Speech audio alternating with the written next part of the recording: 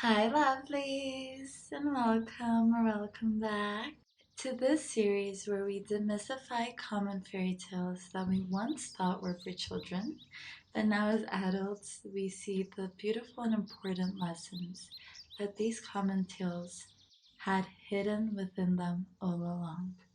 In this episode, we're going to be talking about Hansel and Gretel.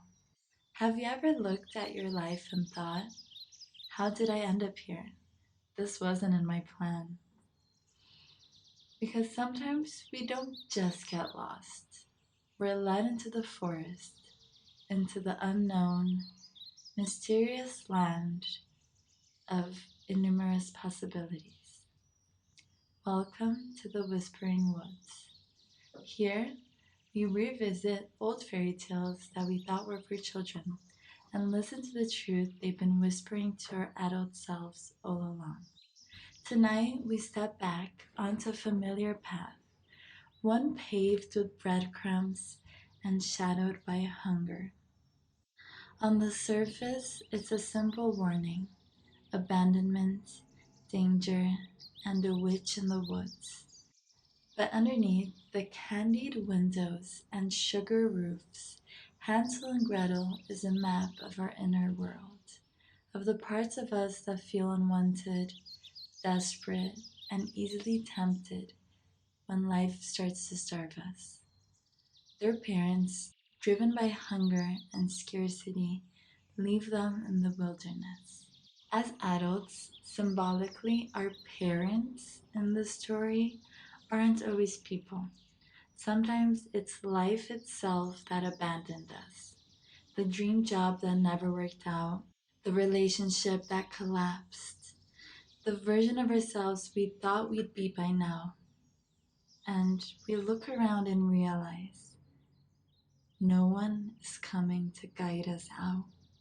However, the universe might be the little breadcrumbs along the way that guide us from the scary darkness of the forest that is our lives onto an illuminated path.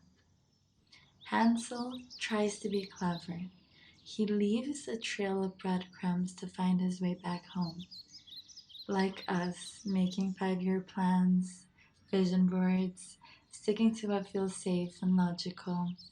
But life, on the other hand, is represented by the birds that go ahead and eat those breadcrumbs, representing change and chaos. Life doesn't always respect our perfectly laid out path. The breadcrumbs disappear, the plans fail, and suddenly all that's left is us and the unknown. Then comes the gingerbread house. It's comfort after struggle, the quick fix, the job that pays well but drains your soul, the almost relationship that feels good enough to stay in but doesn't nurture you profoundly, doesn't give you what you were dreaming for, the habits that numb you, scrolling, addictions, distractions, sweet on the surface, hollow at the core. The gingerbread house always promises relief, but quietly asks for our freedom and her livelihood in return. And the witch, you might be asking, she represents the shadow, inside and outside of us. She's the manipulative boss, the toxic lover, the voice that says, stay, don't question it, you should be grateful. But she can also be our own inner critic, the part of us that feeds on our insecurity, that tells us that we're too weak, too needy, too much to truly be free, never good enough.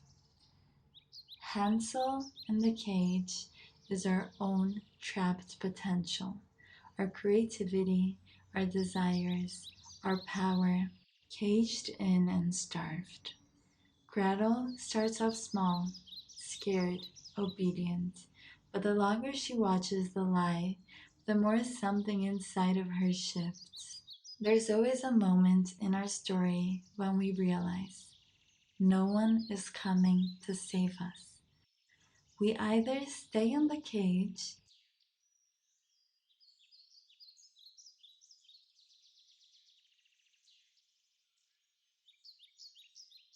or we choose to become the one who is courageous and capable enough to open it. The oven, in this case, is more than a punishment. It is the fire of transformation. When Gretel pushes the witch into the oven, she's not just defeating the enemy, she's burning away her own naivety, her fear, and her willingness to settle for crumbs. This is the moment we finally say, no more, to the job, to the situation, the person, the pattern that have been quietly devouring us. They don't just escape the forest, they leave with treasure, as well known in the hero's journey. The jewels can be read as money, success, opportunity. But the real treasure in this story is the wisdom they acquire. They return home not as the same children who were left behind, but as versions of themselves who have met their shadows, faced their hunger, and chosen freedom over illusion. Hansel and Gretel remind us life will lead us into the forest many times. We will meet gingerbread houses in the forms of people, places, things, jobs, and smiling witches wearing comforting masks. The question is, which sweet promise are you biting into right now? Where are you caged? And what part of you is quietly becoming Gretel, ready to push the lion to the fire? Inside you, a child and a warrior are learning to walk out together. Today we're stepping away from happily ever afters and looking into the shadows. We'll be exploring the great hunger that drives us into toxic situations, the metaphor of the witch as our own inner shadow, and how Gretel's final act is the ultimate blueprint for self-liberation. The story begins with famine. From a psychological perspective, the parents represent our outer support systems. When they fail us, we are forced into the woods, the subconscious. In this case, as adults, the safety nets that held us in our youth are dissipating, and we're forced to see and face the world as an adult figure, responsible for our survival and well being. Hansel tries to return home using breadcrumbs. This is a metaphor for regression. We try to go back to what was comfortable, go back home, but we can't go back to a home that was starving us. This is a crucial philosophical turning point. You cannot solve a new stage of life using old maps. The forest is where the adult is born, but only if we stop looking backward. Philosophically, the house represents the devouring mother, or the comfort trap. It's the promise of being taken care of so we don't have to grow up. The witch isn't just a monster, she is the personification of stagnation. She feeds the children to consume them. When we prioritize comfort over calling, we are literally letting our potential be eaten away. This is where the story shifts from tragedy to a masterpiece of self reliance. Gretel's response, I do not know how I'm going to do it, isn't a sign of weakness. It's a strategic use of wise innocence. She forces the shadow, or the witch, to reveal its own hand. In psychology, this is shadow work.